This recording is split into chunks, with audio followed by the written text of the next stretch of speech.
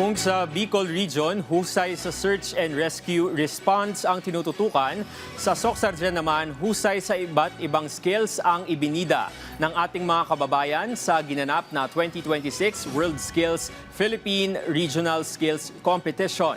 Silipin yan sa sentro ng balita ni Chrisver Hinayon ng PIA Socsargen.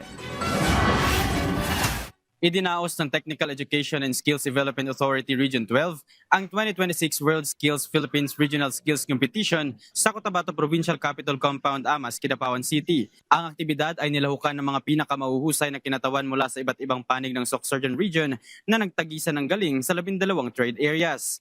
Layo ng World Skills Philippines na itaguyod ang kahusayan ng technical vocation and training, palakasin ang innovations at paigtingin ang ugnayan ng pamahalaan, industriya at mga educational institution. Nagbigay din ito ng pagkakataon sa mga kalahok na may kumpara ang kanilang kasanayan sa pambansa at pandaigdigang pamantayan bilang paghahanda sa mas mataas na kompetisyon at sa kanilang hinaharap na trabaho. To TESDA, thank you so much for this opportunity. I'm really glad that I am here. I was able to join in TESDA and para mas na-enhance pa yung aking potential.